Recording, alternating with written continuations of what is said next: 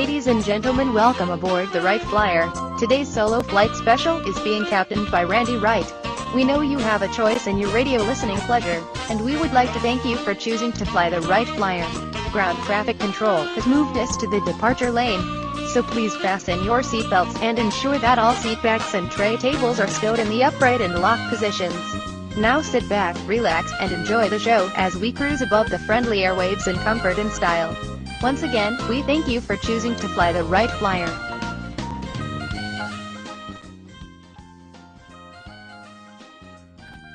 Ladies, welcome aboard the Wright Flyer. This is your captain speaking, and I would like to take this opportunity to personally welcome you to this solo flight special edition of our state-of-the-art radio program. We know you have a choice when it comes to your radio listening pleasure, and would like to thank you for choosing to fly the Wright Flyer. What's more, we're confident that no other radio program or venue will fly you over the friendly airwaves in as much comfort and style, nor leave you with an indelible yet pure sense of enlightenment, quite like we can here at the Wright Flyer. Now that you're aboard, please be seated, fasten your seatbelts, kick back, relax, and enjoy the show. We've taxied to the departure lane and are awaiting takeoff clearance from air traffic control.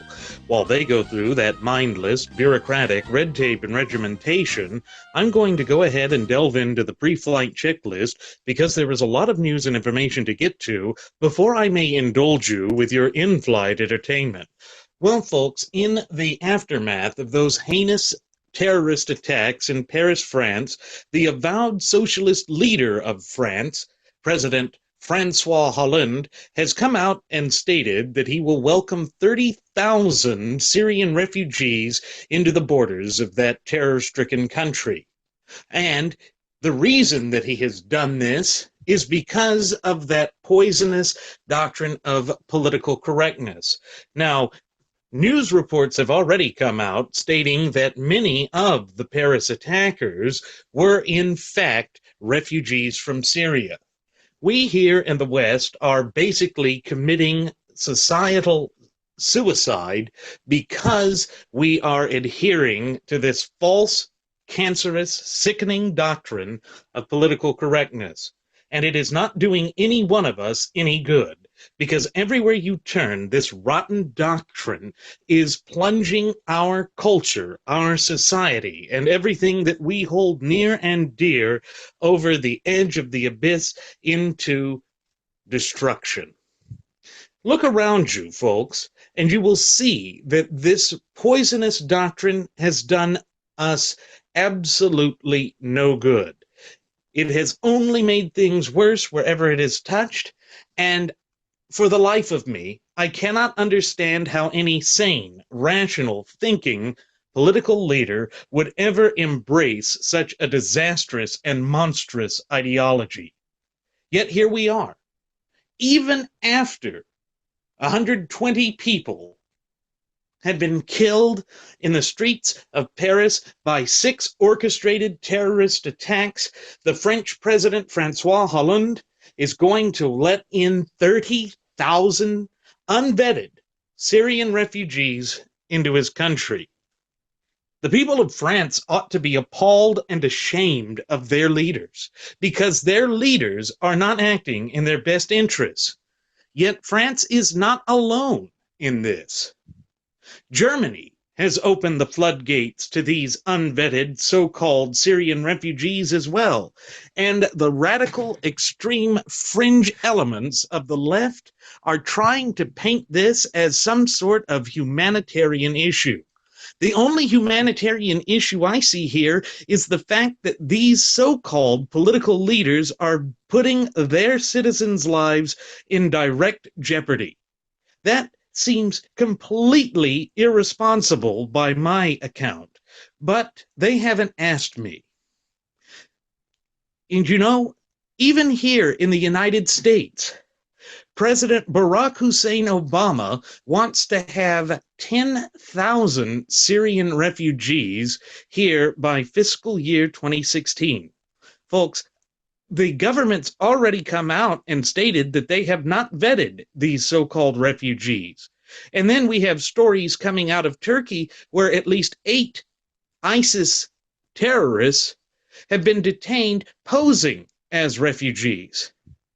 And if you really want to know how these so-called refugees think, or how the so-called moderate Muslims think, there was a story put out in France that said that of the 224,000 Muslim population of that city, only 30 attended a protest to condemn those violent and wicked and heinous attacks that unfurled just those few days ago. 30 out of 224,000. Folks, that's not even close to a majority. The silence of the majority speaks volumes about how these people really feel. It is high past time that we hear from these so-called moderate Muslims. We should be hearing them condemn these attacks from every street corner, from every facet, from every available podium and speaking place. Yet, the silence is deafening, and it tells us so much about the mindset of these people, and yet our so-called political leaders still want to throw open the floodgates to allow these so-called and alleged refugees to come into our society unvetted, unchecked, and unsupervised. Does that make any sense whatsoever? Not really. But it does show that there is a disconnect, because there's been a poll that's come out that says that the vast majority of American citizens do not support this so-called Syrian resettlement program.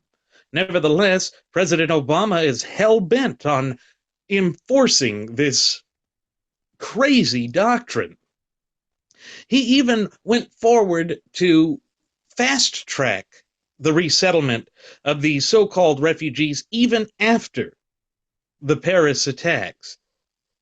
Folks, that's madness. It's absolute madness, and it is completely against the will and consent of the people that he supposedly represents, the true sovereigns of the United States, we the people. Again, we are also seeing many GOP governors stand up in the face of this federal onslaught on the will of the people, standing up and doing their job to defend their constituents. Yet Obama, while overseas, went to the podiums and to the microphones in front of the salivating mainstream media and poo-pooed everything that these governors were saying. He said, these Syrian refugees don't seem tough. What, are they afraid of some orphans? That has nothing to do with it, Mr. President. It has everything to do with the fact that there were Syrian refugees among the attackers in Paris. It has everything to do with the fact that the FBI has already said that ISIS members are here in the United States. And it has everything to do with the fact that every policy that you have unleashed with respect to any Middle Eastern crisis has been deleterious. Folks, look back to the so-called Arab Spring back in 2011. President Obama supported the Muslim Brotherhood in Egypt. He supported everything that destabilized Libya and that got a United States ambassador, in fact, the first United States ambassador to be killed since 1979, killed in Benghazi. Now, there are a lot of unanswered questions with respect to Benghazi, but I'm not going to focus on that in this program, other than to point out the fact that President Obama has been wrong on just about every foreign policy issue, especially when it comes to the Middle East. Every tactic that he has taken has strengthened our enemies and has weakened America's stance abroad. Yet, if you stop and think about it for a moment, folks, I think that's exactly what Obama has wanted to do. Think back to his first term in office when he went around on that now infamous apology tour. There were photographs that showed the president bowing to the king of Saudi Arabia. Folks, if you go back through the history of our country, back to the foundation of this country, the United States of America and its governmental representatives, that includes the President of the United States, should not bow to anyone. We don't bow to anyone, especially to any monarchs. We fought a long and bloody war of independence to escape the chains of bondage and the adherence to such systems as monarchies. Remember, the King of England, the Crown, was considered the central government for which we were fighting because we believed that they were encroaching upon our fundamental and unalienable rights. And let's face it, folks, there can be no question about it. They absolutely were stepping upon, abridging, and encroaching upon our fundamental and unalienable rights. Just as this current government is actually trampling upon our fundamental and unalienable rights. And then when our governors go out and make the effort to protect their citizens as their various several state constitutions call for, just as the United States Constitution calls for, President Obama attempts to make light of it, even after the dastardly attacks that had unfolded in Paris, France, just a few days before he even went before the podiums. Folks, what is it with this administration? And I can't even call it an administration. What is it with this regime that he makes light and of any of the plight that our decent, hardworking American citizens go through? It shows you that he holds us in the utmost contempt and doesn't care what happens to us. If we were to be the subject of an attack like that in Paris, I wonder if he would go out just like he did in the immediate aftermath of the terrorist attack at Benghazi and blame some quote-unquote anti-Islamic or anti-Muslim video. You know, that was the lie that they perpetrated right after Ambassador Chris Stevens had been killed in Benghazi. We don't even know what Chris Stevens was doing in Benghazi, but we know that there was a terrorist attack. It had nothing to do with this so-called anti-Islamic video, and that was the cover story that they ran to the Sunday talk shows in an attempt to wag the dog to take off attention from the fact that there were some nefarious dealings going on there. Remember, that was the message that President Obama was touting before the American electorate, because it was during the 2012 presidential election. What he was touting was that Al-Qaeda's dead, and that terrorism is on the run, and that things were better in America. Of course, nothing could be further from the truth. If you look at our economy, it's still in shambles. If you look at the way that he's been running this country into the ground, it's absolutely shameful. And you know, it's funny because right after the terror attacks in Paris, France, he was still claiming that ISIS is contained.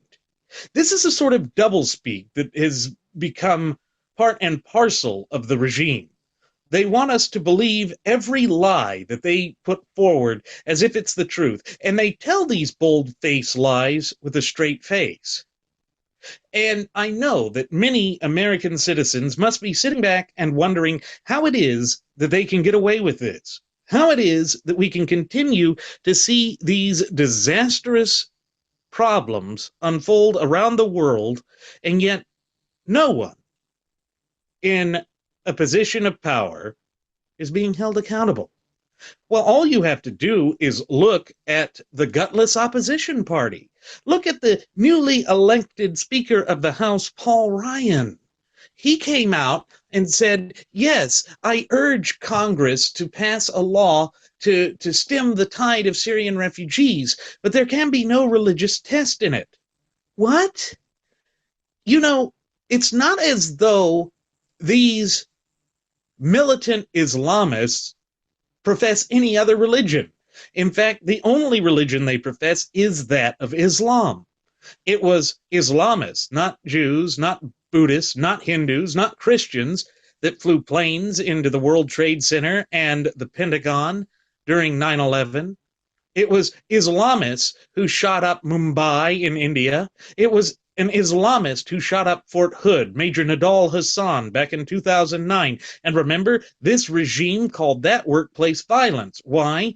Well, it was for two reasons. They didn't want to name the true enemy as being Islamofascism, and by claiming that it was workplace violence, they could skirt having to pay hazardous duty pay to the victims and their family. In other words, they were once again trying to cheat our brave servicemen and women. And it is absolutely despicable, but it is a predictable pattern that we have seen time and again with this current regime. The United States of America should never be subjected to this sort of laughable treatment by their supposed political leaders. Yet Paul Ryan, like so many other Western leaders, has totally bought into this nonsense and cancerous doctrine known as political correctness. Imagine, if you will, folks, if back during World War II, we called the war in Europe the war against Blitzkrieg. Because that's essentially what this war on terror is. So going back to 9/11, the doctrine of political correctness has impeded our ability to set any goals because we can't even clearly identify who our avowed and sworn enemies are. Now, they have already come out and said that they're at war with us, that they want to kill us, that we're the great Satan. But our leadership is so feckless and stupid that they get up there and they tell us that no, you have to separate the average decent practitioners of the religion of peace from the radicals. Well, I'm sorry, but looking back at Muhammad's own words, I believe that he called himself the prophet of the sword. Why would a religion of peace be taught and promulgated by a prophet of the sword?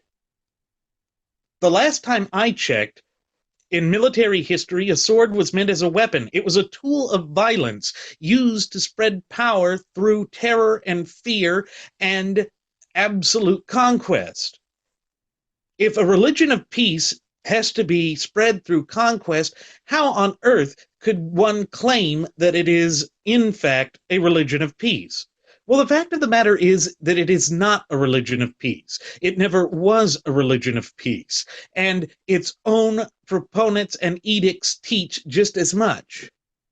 But again, the radical extreme fringes of the left here in America will rush out and say, look, you're taking just a few violent verses of the Quran out of context. You know, there are verses in the Bible that are violent and teach violence, except, no, not really. It may be in the Old Testament, but if you actually look at the New Testament, which forms the body of Christian thinking, it was a message of love thy neighbor as you love thyself, turn the other cheek. That is a totally different message than what is contained within the four corners of the so-called Holy Quran. It is a different message than what you get with Muhammad. Remember, Muhammad being the prophet of the sword and Jesus being the Prince of Peace, which sounds like the religion of peace? I think the Prince of Peace sounds more peaceful than the prophet of the sword. Now, you don't have to adhere to any religion to understand that wherever you turn the globe and you find a troubled spot within it, somehow, some way, Islam is involved. Now, it's also interesting to note, with respect to these radical and extreme fringes of the left, that they play this game so selectively. Let's go back to the Charleston, South Carolina church shooting when that deranged psychopath, Dylan Stormroof, shot up the Emmanuel African Methodist Episcopal Church in Charleston, South Carolina, back in June. They didn't take any steps to say, you know, not all Southerners are like that. Not all people who own a Southern Cross battle flag are like that. No. The salivating mainstream media ran out to publish story after story, stereotyping and generalizing anyone who has any emotional attachment to that flag. They went out to say that the South is still guilty for the sins of the past. They act like nothing has changed in the 150 years since the cessation of hostilities during the Civil War. They act as though the civil rights movement never happened. You know, it's this kind of revisionist history, this kind of selective outrage and false outrage that really makes the media slimy. It makes it to where there can be no question as to why so many people don't trust the mainstream media. It's because the mainstream media is failing in every aspect of delivering the objective truth. They cannot divorce themselves from their radical left-wing agenda, and they are attempting to bed themselves with the utopian socialists. Hell, they're not even attempting. They've already done so. You know, it was nice when there was an idea or a modicum of objectivity with respect to the news, but that has long since fallen by the wayside. Instead, we have this disingenuous, intellectually dishonest group of journalists attempting to split hairs when it's an issue that they care about and generalizing anyone that they disagree with in an attempt to assassinate their character, to besmirch and belittle them. But is that really the way that journalism should go about? Whatever happened to integrity and to honesty?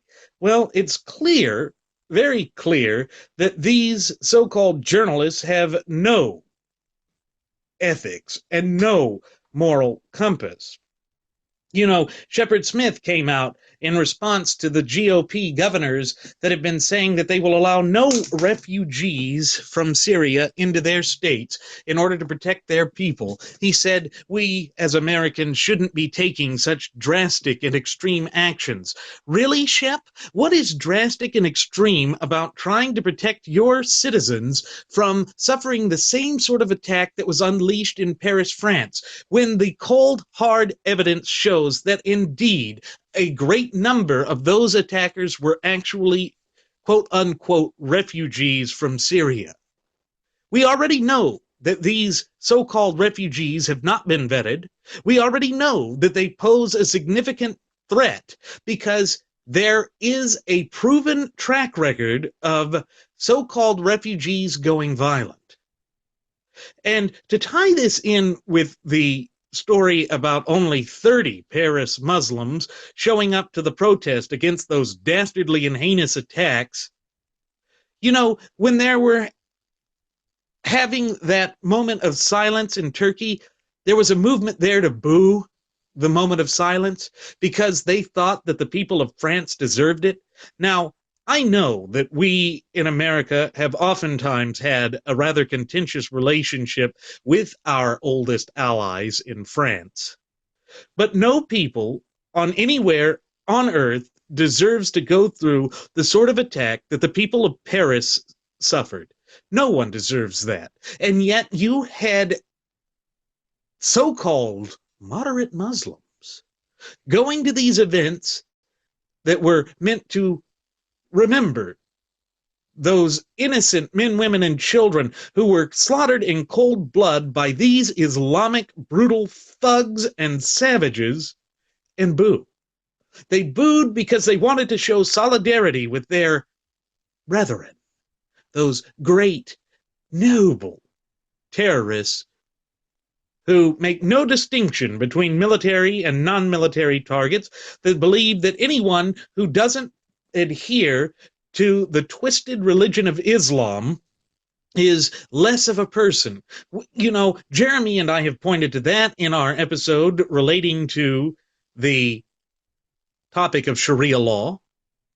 They obviously, quite openly, and notoriously do not believe that anyone who is not a part of their religion has any sort of humanity whatsoever. They only consider us half of a human. And if you're one of the groups that they despise the most, say like you follow Judaism, in many cases, they only consider you 1/16 of a person. That's despicable. But it shows you the type of idiocy that we are facing here in the West.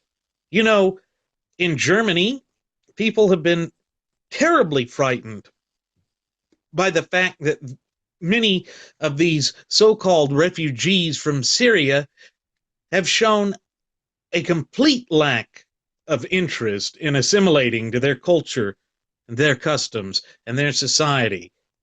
And the very fact that these so-called refugees have come into their country and demanded that they change things shows that, again, these aren't true refugees that are actually seeking asylum from any persecution. They're going into a new country and demanding that that country bow and capitulate and submit to the will of Allah. Because, as I've stated before, in Arabic, Islam means submission to the will of Allah. And, you know, if you really stop and think about it, everything about the Islamic religion is about submission. It is about hammering down those who don't follow or adhere to the principles of that religion. That is why Muhammad called himself the prophet of the sword. He went from area to area, everywhere that he spread, using violence, terror, and chaos to force people to capitulate to his false moon god. Well, that's not the way that we in the West operate. We in the West believe in faith and reason, fides et ratio. It makes sense that that would be a part of the way we are. But this modern doctrine of political correctness that has been fronted upon us by these utopian socialists has completely blinded us to reason. It has made us bow to fear and capitulation, and it has opened us to the greatest sort of danger that we can think of in modern living memory. Folks, 3,000 plus people died in 9/11. The worst loss of life and bloodshed on French soil since the dark days of World War II were unleashed by these Islamofascists who seek nothing less than the absolute destruction of our esteemed and illustrious Western culture. And see, that's another thing. This cancerous, sickening doctrine of political correctness teaches us that we should be ashamed to be from the West. We've seen it here in the United States. The political correct acolytes bemoan everything about America. They say that America is wicked and evil because it was born in the bondage of slavery. Well, if you look at the Islamic world, slavery is still practiced there to this day. And yet, nothing is said about it. These same acolytes of so-called tolerance come out and say that those on the right here in America are currently engaged in a war on women, yet they want to open the floodgates to so-called Syrian refugees who follow a religion that demands that women be killed if they expose themselves in an indecent fashion, to a religion whose law, under Sharia law, states that women really aren't capable of testifying for themselves, and any testimony that they have is worth much less than that of a man. They have this doctrine of a father may kill either his wife or his daughter if they dishonor the family. Talk about a war on women. That is your real war on women. But the so-called acolytes for equality, for the lives that matter, like Black Lives Matter, they don't care. This is why they come out and say that you can't say all lives matter, that somehow that is just forwarding the institutionalized racism that exists in the DNA of this country, as President Obama put it. You can't reason with people like this. They are intolerant bigots that have no interest in hearing the truth, no interest in coming to any rational discussion about what their beliefs are. And if you think about it, their arguments are completely contradictory. They cannot stand up to the facts. They simply cannot hold water. All it is pure, unadulterated emotionalism. And when you are blinded by passion through emotionalism, you only make things worse. You don't come to the floor with any rational, real-world solutions. You just continue to spin and spin and spin and create all of these disastrous tales and stories and deceitful things that leaves the culture weak and exposed.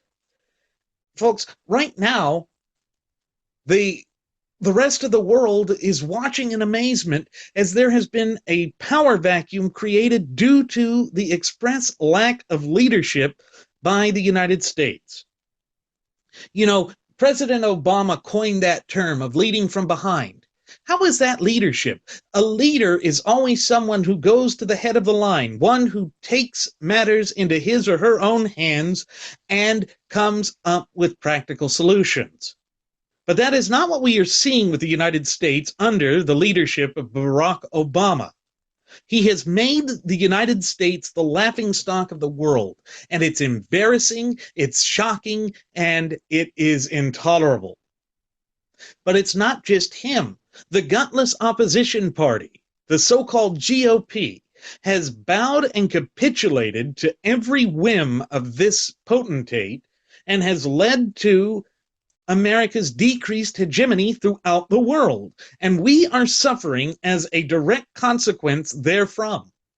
Make no mistake about it, folks. What we are facing here in the United States is a complete and total lack of leadership. But it's really not just a lack of leadership. There is something even more deceitful and wicked about it. It is the intentional, willful, and absolutely purposeful destruction of our shared United States Constitution. They are working step by step, chip by chip, at chiseling away at our shared Constitution and thereby our fundamental and unalienable rights. You know, the governors that have come forth and said that they will not be allowing any Syrian refugees into their states, they are standing up for their people. They are doing what the Constitution of the United States, as well as the constitutions of their several states, demand that they do. And when you look at the 10th Amendment, it says that whenever any power has not been expressly delegated to the federal government, it necessarily falls to the governments of the several states and the people respectively. Well, the same follows suit for when the federal government refuses to act upon the powers that are enumerated unto it. It falls necessarily on the shoulders of the executives of the several states, and the chief executive of the several states are the governors. And it is a good thing to see these governors stand up and actually defend their constituents, because it is quite obvious that the federal government has dropped the ball on this one. Due to this feckless and cancerous doctrine of political correctness, we are seeing the people of this country put at increased risk. But it's not just limited to here in the United States. We're seeing this all throughout the Western world. It is as though there is some sort of insane movement designed to weaken the West, designed to make each and every Western citizen ashamed of him or herself. Why would anyone do this? You don't see the Muslims going out and feeling ashamed of themselves for going out and perpetrating these heinous terrorist attacks. In fact, you only see 30 of them show up out of a population of 224,000 to protest these insane terrorist actions. How could anyone with a conscience support this? Well, it just goes to show that these people adhere to an alien and foreign culture that is completely incompatible with our Western lifestyle. They do not hold the same values and ethics that we do here in the West. And yet, somehow, the political powers that be are attempting to twist that as being our fault. You know, they go out and they create these insane stories and excuses to explain away the terrorist tactics utilized by these Islamo-fascist thugs. In fact, presidential candidate and avowed socialist Bernie Sanders came out and said that, the greatest threat to us all is still climate change. In fact, he said that climate change causes terrorism because it deprives the people of the Middle East of resources, and that we in the West have hogged those resources, and that a redistributive program is necessary to set things straight. Come on, Bernie, wake up. These people are not driven by a deprivation of vital necessities. These people are driven by a medieval philosophy that has no place in a modern civilized world. Yet Bernie Sanders and the rest of the mainstream media cannot bring it upon themselves to actually and accurately label and name and point out who our enemies are. They purposefully close their eyes to the truth as to why these people have targeted us. But these people make no bones about the reason why they target us.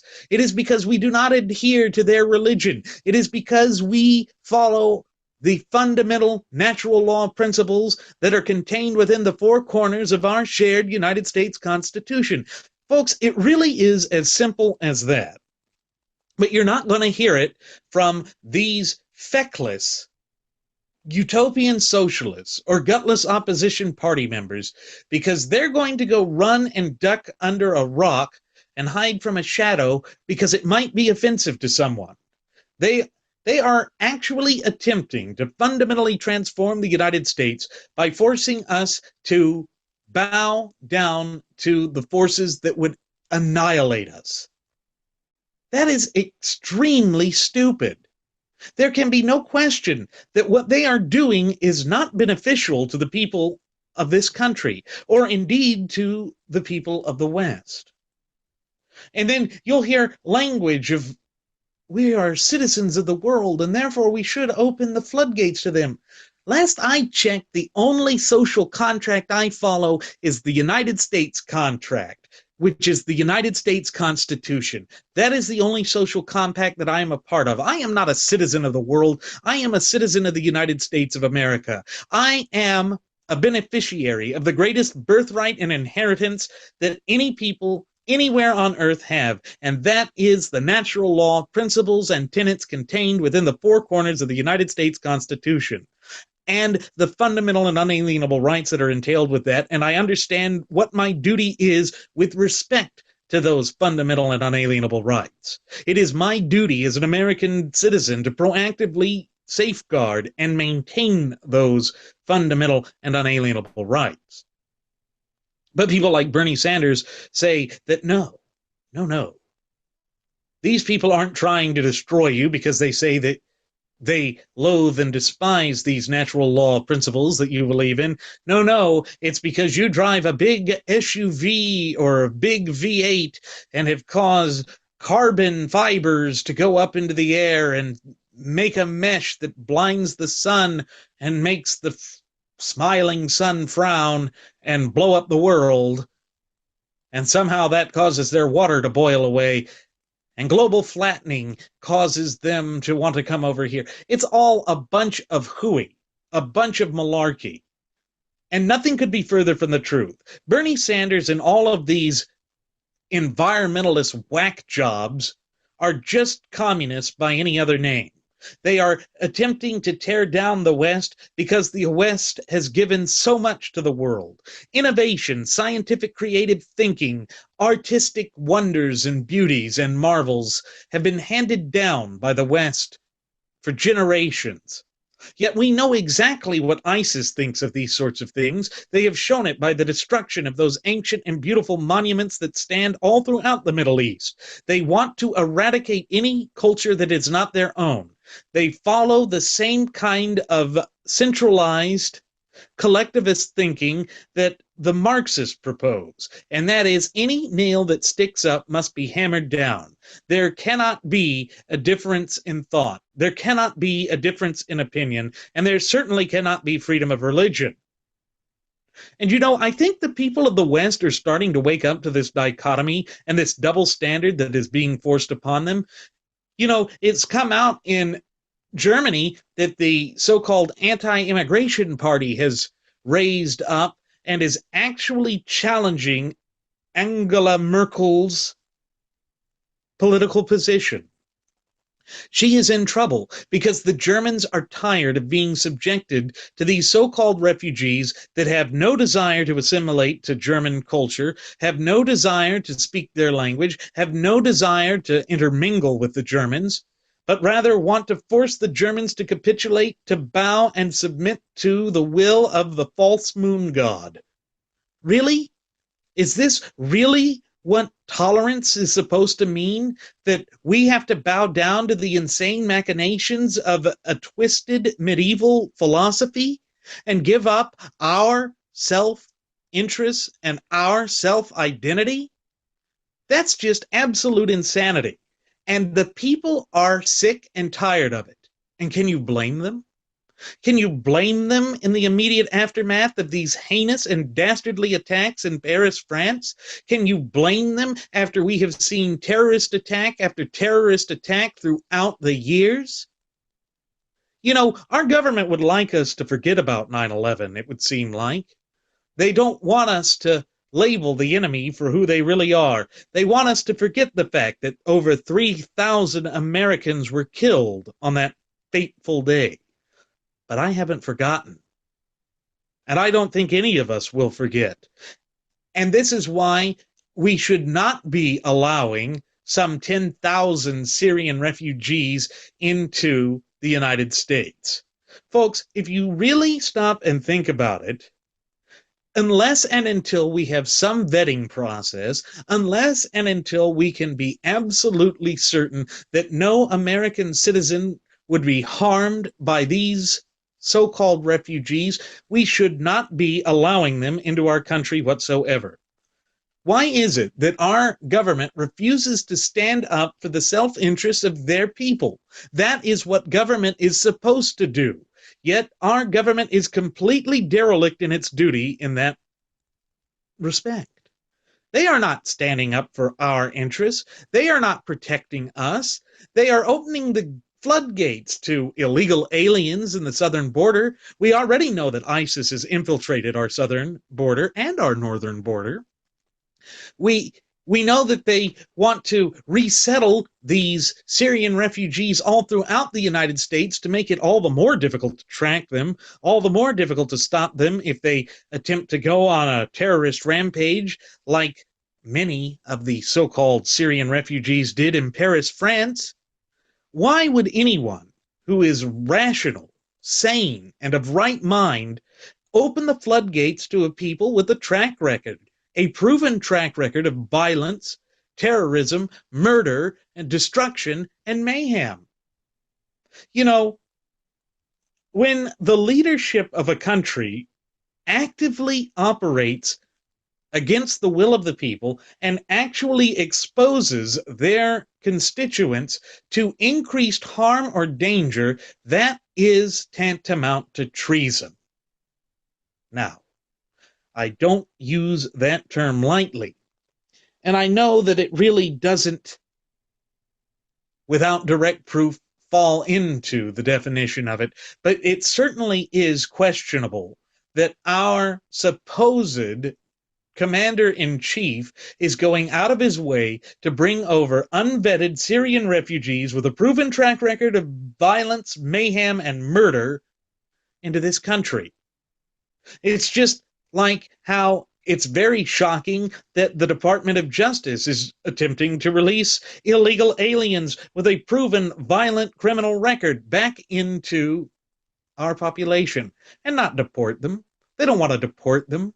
Because after all, as Jeb Bush said in the last debate, that would be cruel. Or as John Kasich said in the last debate, that we can't separate 11 million families.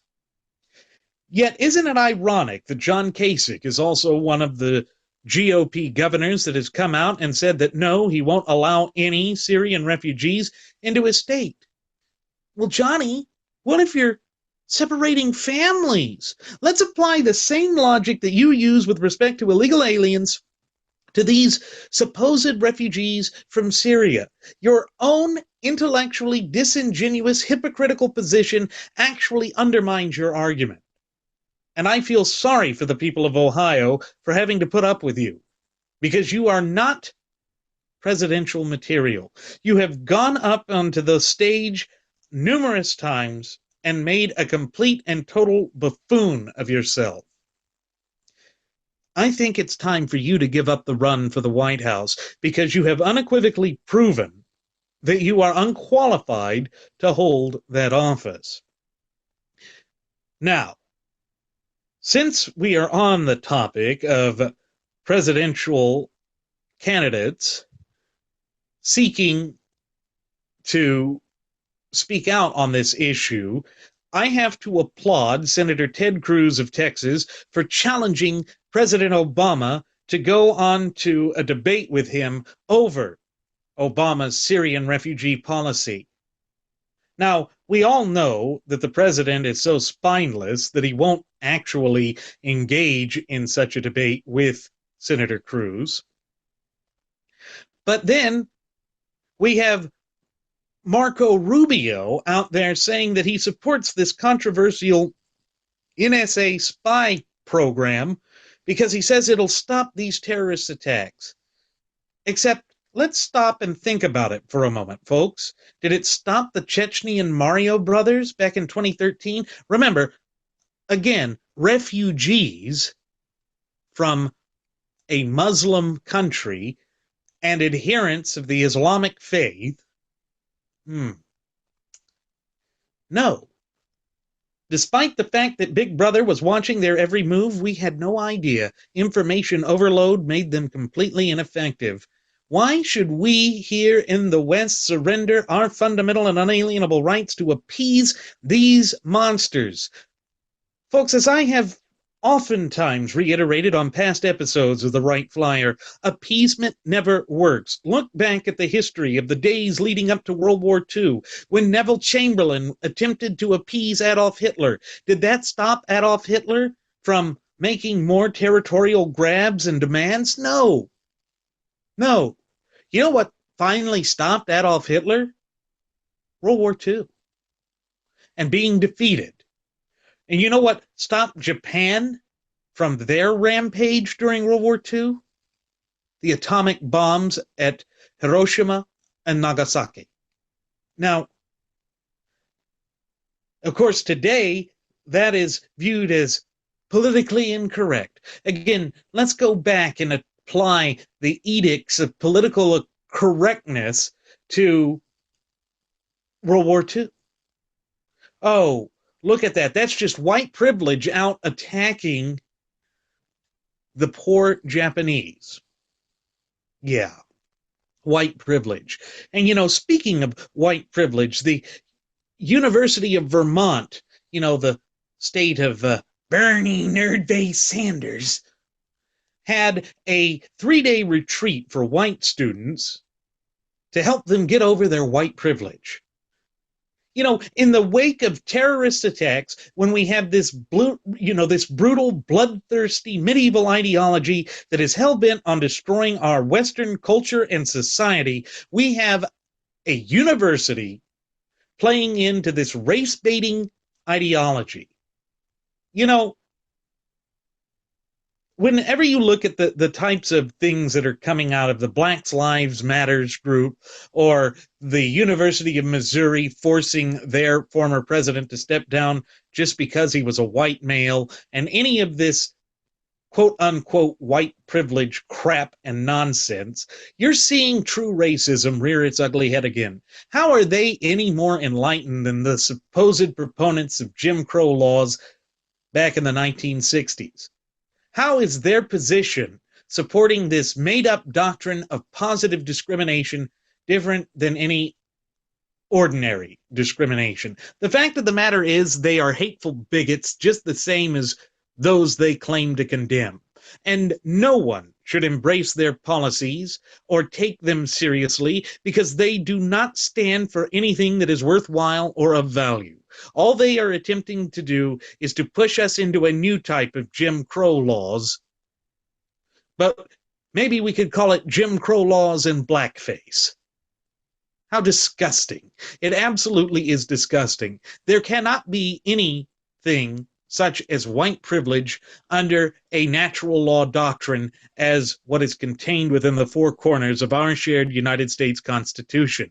It is because all people, irrespective of their gender or their skin color, are endowed by their Creator with certain fundamental and unalienable rights.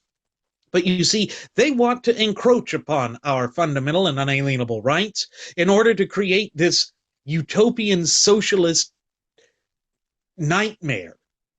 Well, this is not what we need to adopt here in the United States, especially when you consider that people like the so-called Syrian refugees are undoubtedly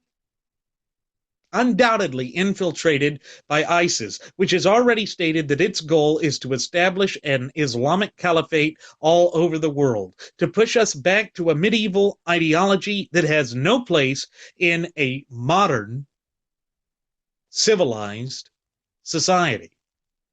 But until we wake up to this reality, and until we put our foot down and stand up for who we are and what we believe in, we will continue to be pushed around by these wannabe thugs, potentates, tyrants, and despots. You know, President Obama actually does fancy himself a dictator. That's why he goes out and makes light of the honest fears that these governors have with respect to the safety of their citizens. And they are right to have those fears with respect to the safety of their citizens. Because, as we have already stated on this program, there were so-called refugees who were involved in the Paris attacks. There is no question that they were involved in those attacks. They were the ones that carried out these horrific attacks. And this was in a country that has strong and stringent anti-gun laws. Gee, how well did that work out? I bet the number of those who were slaughtered would be much lower if the French government had allowed their people to keep and bear firearms. And remember that the socialists that want to blame this on global flattening and warming, like Bernie Sanders, they want to deprive us of our fundamental and unalienable right to keep and bear firearms. They want to make us vulnerable to these savage barbarians that wish to destroy us because we do not bow down at the altar of their false moon god. Maybe it makes sense because, Jerry Brown of California used to go by Moonbeam. He must feel some affinity for these radical Islamists that bow at the altar of the false moon god. It must be, because I can think of no other reason why he would show any allegiance to these people, or why he wouldn't want to stand up and defend his citizens against those who already have a proven track record of being violent, bloodthirsty terrorists. The other thing it proves is that those on the left actually don't use logic whatsoever. They just act on pure emotion. They want you to think that these people are downtrodden, oppressed people that should be brought over here because we can then point to ourselves and say, look at how compassionate we are. Look at how much we care for the refugees of the world. There's been an internet meme that's come out that really is disgusting because it's a false equivalency of the worst sort. They tried to say, look at what people thought of the Jewish refugees during World War II and how we didn't open the door to them, and look at the horrible things that happened during the Holocaust.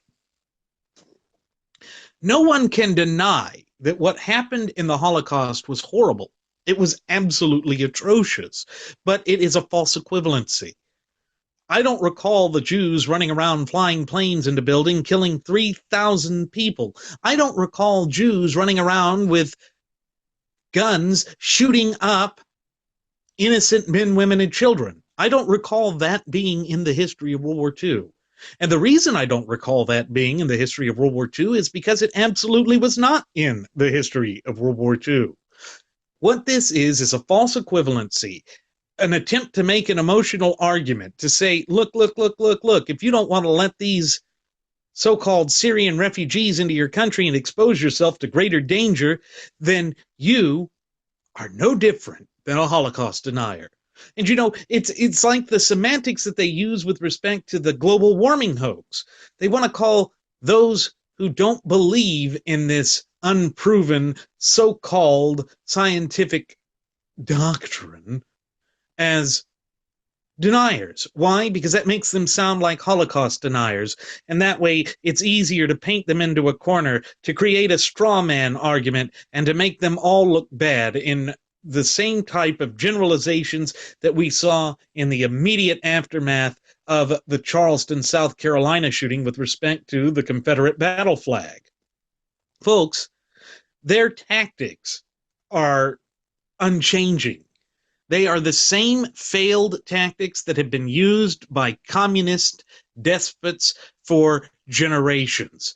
They use the same Marxist playbook that Vladimir Ilyich Lenin used, that Mao Zedong used, that Joseph Stalin used, that Pol Pot used, that Ho Chi Minh used. It's a tired doctrine that the radical and extreme left pushes, and yet they keep trying to rewrap this and put so much makeup on that pig that they make it seem new and fresh. But it's not. It is the same unwavering, unchanging, feckless, foolish, stupid ideology that has killed countless millions of people all throughout the world. Do we really want to embrace that? Do we really want to put the blinders of political correctness on and expose ourselves to ever-increasing danger just so that we can pat ourselves on the back and say, look, we're making up for this non-existent thing known as white privilege? I mean, how can anyone take any of this seriously? There is nothing serious about what they are saying. The only thing that's serious about it is the absolute danger that it exposes the American people to. And that is intolerable and unacceptable. Yet you're not seeing the political powers that be embrace the one true solution that would solve all of this, and that would be to return all levels of government back to strict adherence to the fundamental principles contained within the four corners of the United States Constitution. And folks, again, that is why Jeremy and I have always gone up and done these shows. We do this to provide you with the tools for you to go out and gain a fluent and working knowledge and understanding of our shared United States Constitution, and thereby your fundamental and unalienable rights. Because when you look at the events that are unfolding throughout the world, and the various left-wing movements that are trying to strip you of your fundamental and unalienable rights, if you have that fluent working knowledge and understanding, you are empowered to stand up to them and say no. You are empowered to stand up behind your governors and say, yes, my governor is doing the right thing. And you can then let your congressmen and women and senators know exactly what your position is. And you can point to where in the Constitution it actually says this. And it gives you the power to tell the government no. And that is the greatest power that we need to be utilizing here in America. Indeed, it ought to be utilized all throughout the West. Wherever they are trying to open the floodgates to these savage barbarians that are bloodthirsty and ready to kill us, because when they're unvetted, how do we know who they are? That's the exact problem that we are facing with these so-called Syrian refugees. We don't have any idea who they are. We don't know what their purpose is. We have no idea what their intentions are. That's a lot to put on faith. And based on the track records of the various governments all throughout the Western world, I am not willing to put my faith in government. Not until there is some proven track record that they are actually stepping up to the plate to defend their people. And therefore, no, we should not be opening the floodgates to these alleged refugees. Rather, the interests of their own citizens should be put first and foremost. I don't know why we here in the West are so intent on committing suicide, why we want to expose ourselves to ever greater threats of danger. It makes no sense as to why any people of any nation would tolerate this sort of insanity. Yet that is what we are seeing time and again. But I do think that the people are waking up to this. I do think that the people are tired of this. And I do think that the people are about ready to set their foot down and say, no, enough is enough. We are not going to expose ourselves to these increased dangers, these increased risks, and we are not going to allow our children to be put under extreme risk. But the governments of the West, blinded by this stupid doctrine of political correctness, are attempting to ignore that.